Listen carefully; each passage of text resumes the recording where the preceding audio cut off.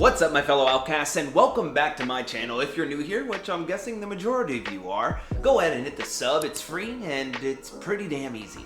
And when it's all said and done, go ahead and leave a comment down below and we can see if we agree, disagree, or agree to disagree. Today, we're going to talk about the state of the current DCU, but before we can get to that, we're going to have to discuss the elephant in the room, which is the casting news that dropped yesterday and the day before yesterday.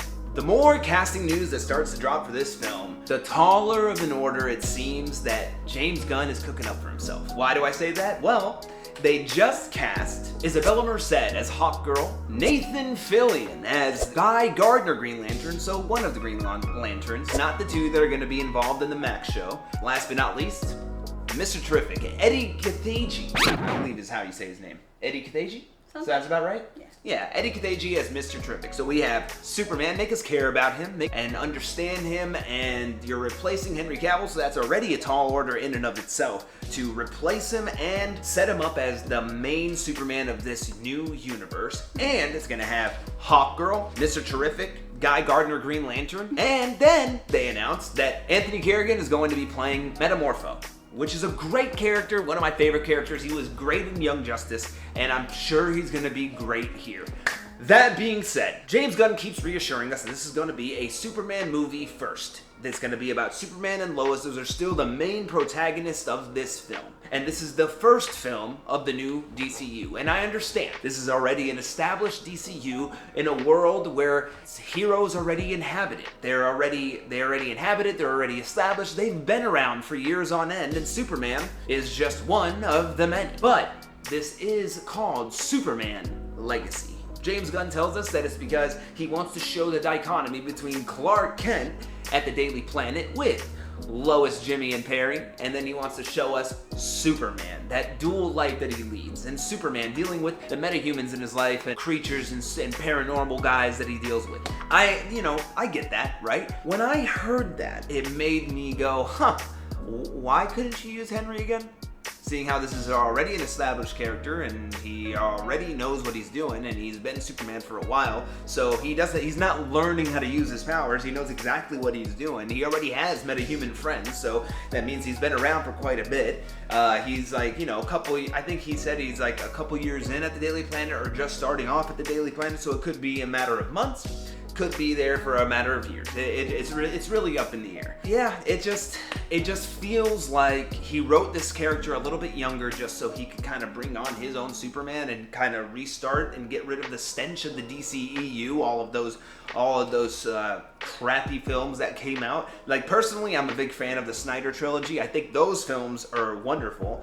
And Man of Steel, for me, it's gonna take a lot to top that, and honestly, I don't think it's gonna. But that being said, he wanted to make a very different Superman movie. That was his goal when he came into this. He said he wants to make a different Superman movie. He wants to make a Superman movie that's never been seen before. It's never been done before. And if that's what he's trying to do, then that's exactly what this is. This is a Superman that's, we're jumping straight into it. No more origin story. We already know who Superman is, as well as the rest of the world. Everyone knows who Superman is, right? But he's jumping into a world with a pre-established DCU. So these characters already exist. They already inhabit this world. Superheroes are the norm in this world, right? Is there a movie? Do we already have a Superman movie that isn't an origin movie, or is this the first one? This is the very first one that's not an origin. Well, I mean, of course, like animated movies, obviously, like there's some that aren't. Yeah, well, that relates to that, that refers to his past, right? So Man of Tomorrow refers to his past, whether it's in flashback sequences or stuff of the like, right? Yeah, I guess it's really just gonna boil down to, like, I understand what you're saying, like, it just feels bloated. It feels like there's just so many superheroes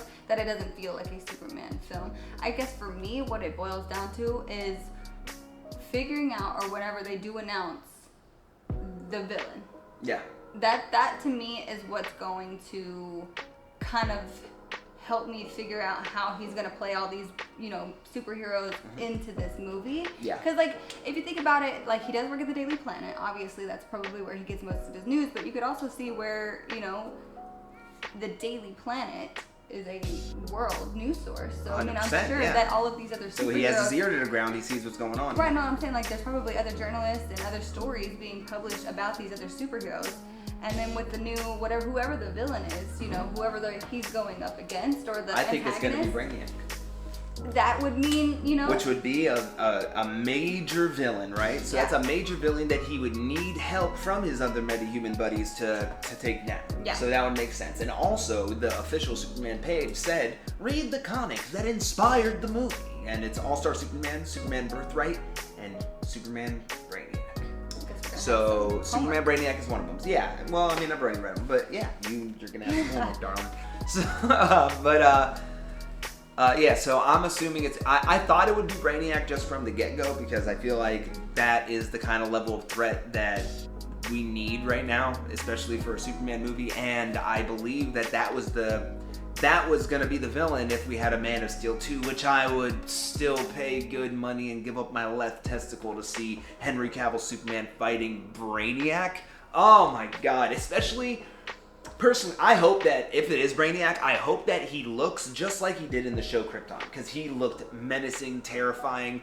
It was this like nightmare fuel mixed with this like, you know, otherworldly and like tech, like, you know, futuristic tech. It was a really unique look, and I loved it. So I hope that he at least, you know, looks something similar to that. But that's beside the point. The casting, I think, are great.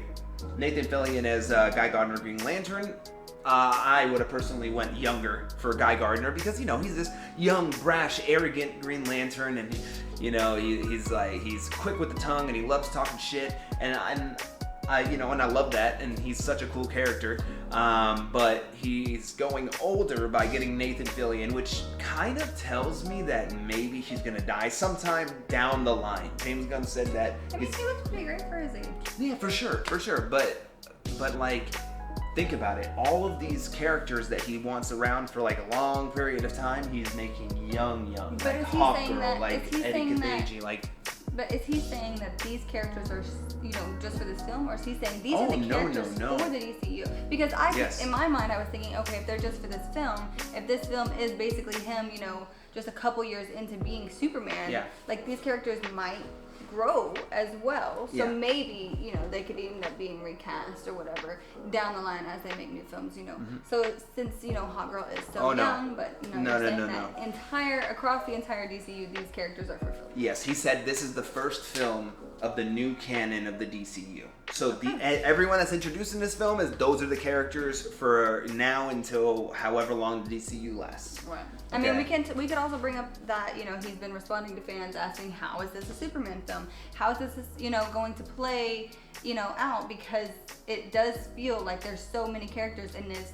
Is he setting up other films because he's interjecting so many new superheroes into this movie? And he's saying no. He's saying, you know, that, you know, I've never used a movie to set up other characters. Which isn't true, because Guardians of the Galaxy set up the Infinity Stones, but like, he's also saying he can't tell the story of Superman and Clark without bringing in all of his metahuman compatriots. Which isn't true, because you can't. But it's already been told. Superman Returns did it. You know what I'm saying? But I mean, at the same time, like, I understand where he's coming from, especially, like, this is the thing. This is either going to be a triumph. We get a Superman movie that we've never had before, where you jump straight in, and if it's a triumph, then it will catapult the DCU in the right direction. And it's like, okay, this is the world, we're hitting the ground running, and here we go, right? But if it doesn't work, and if it feels like Superman isn't getting enough to do, or all these other characters are just shoehorned in, then it's just going to be a monumental mistake. And but I think what he does well, though, is he makes you care about every character, and he kind of gives them, each of them, an arc. In his previous movie, he kind of gives each character their own arc, while still fitting it in and making it feel natural. So I'm not saying that it's not a tall order, but I think that it could be. But you're saying he could pull it off. He could pull it off, depending on the villain, I feel like. Or, I mean, I don't know the script. We don't know what it's going to be. That's exactly what I said. I was like, I don't know what the hell is written on the page, so I really don't. I can't. Yeah, exactly. I'm not mad at the casting, is what I'm saying. The casting is great. I'm not mad at. I don't really know most of these new characters. I do know Anthony, what's his name? Kerrigan. I know he played in Gotham in the CW show. Yeah, he was Victor Zsasz. He's great in that. He's in Barry. He's great in that. Didn't he? Was it in Barry? Was it in The Flash, or was it in? No, he was in The Flash too. Yeah, he was the smoke guy. So he says that he doesn't really care about, you know, he's not a very avid superhero fan, but he does play in a lot of. But he also said that he always wanted. CW films. Yeah, well, yeah, and I think it's because he had that look. It's very unique to him, and it's he has alopecia. Yeah, he's a great guy, and I feel like he's a great actor too, honestly. That's what I was saying in my last video. I said that he's a phenomenal actor, but like he's a performer across the board. Like he is great, and I think he's going to bring this character to life in a wonderful way. I think all the castings are great. I think they're wonderful. He's always played like a like the bad guy. Yeah. So it's gonna be different to see him in more of a playing a hero. Maybe he's gonna be like, is it an anti-hero? No. Metamorpho was a hero. Yeah. So I mean, there are iterations where he's kind of an anti-hero, but it'll be different to see him in a different role because he is kind of scary, when he plays like an eye, he makes you believe it. So, but the other cast members, I don't really know their work too much. But well, Isabella Merced, I told you she was in Dora the Explorer, and then someone else brought it to my attention that actually she was also in Sicario and Transformers, and I completely forgot that she was in Sicario, and I was like, oh yeah, that's right. So she looks familiar, but I she has a can't resume. place her, and I'm just not familiar. Mm-hmm. But as far as I'm not mad at the cast, I'm really not. Yeah. I just am worried.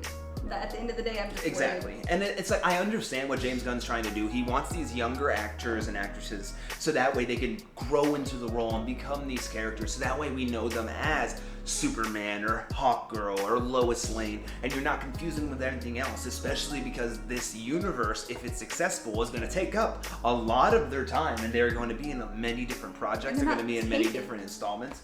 You know what I'm saying? Right, like exactly. Nobody knows them as much else. And just they're cheaper to hire. That, and also because, there's this stigma around the DCEU and how you said he wants to kind of do away with it and start fresh and, kind of put a new image in people at the forefront of people's minds. Like, oh, this is the new. So it's easier for people to not have an opinion of said actor before going in because he doesn't want any type of... but then that's reputation where, to be tainting. But at the same time, right? So I understand that, but he's also bringing on. This is where we get into the controversy that kind of didn't sit right with me, right? The fact that he said like, "Oh, this is an established, Superman in this world," and he's like, he has metahuman buddies and all these things. Okay, yeah. So you could have used Henry Cavill, right? But maybe he didn't want to you're so willing to use. Colleagues. But he uses all his colleagues. He's using all his colleagues. That's the controversy. What do you mean? Nathan Fillion was in his Suicide Squad movie, and then he died in the Suicide Squad, and then now he's the guy Gardner the Green Lantern. You know what's all crazy? Of the Suicide Squad members, I'm sorry, I'm going on a rant. It's okay. His wife. What's crazy to me? It's not really crazy, honestly. It's just kind of like, wow, just now noticing. At the end of Peacemaker, how they have some of the Justice League show up, like Aquaman is in it. And Peacemaker, But they exclusively do not show Superman. And it makes me feel like early on like he already like had in his mind, but he wasn't even he wasn't even CEO or anything. He said that they offered him a Superman movie way back when, like they offered him a Superman movie and he turned it down.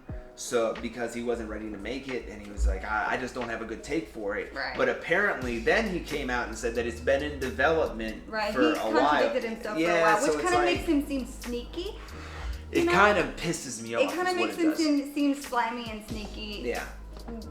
So it's kind of hard to trust in his ability to pull this off because it does also feel like you said Nathan played a different character in the Suicide Squad, so it does feel like he's just like my sandbox, my characters, my people, my story. And the thing is, like, then he came out and he goes, oh, that's a different canon. That's the DCEU canon. He goes, the DCU canon starts with Superman Legacy, and I'm just like, what?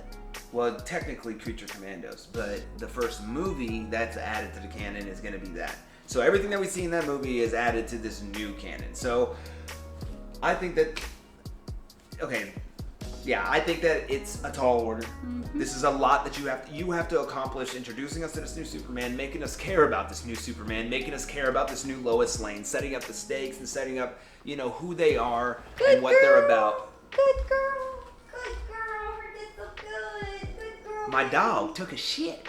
the general consensus for me is that it's a tall order, right? You have to introduce us to this new Clark Kent. You have to introduce us to Lois Lane, make us care about them, showing us who they are, what they stand for, and genuinely like making us care about their journey going forward, because this is going to be the centerpiece for the rest of your universe. And then now you have to introduce us to Hawkgirl, Metamorpho, Green Lantern, and Mr. Terrific, and you have to set them up going forward, make us care about them and the relationship they have with Superman and like what they're all about.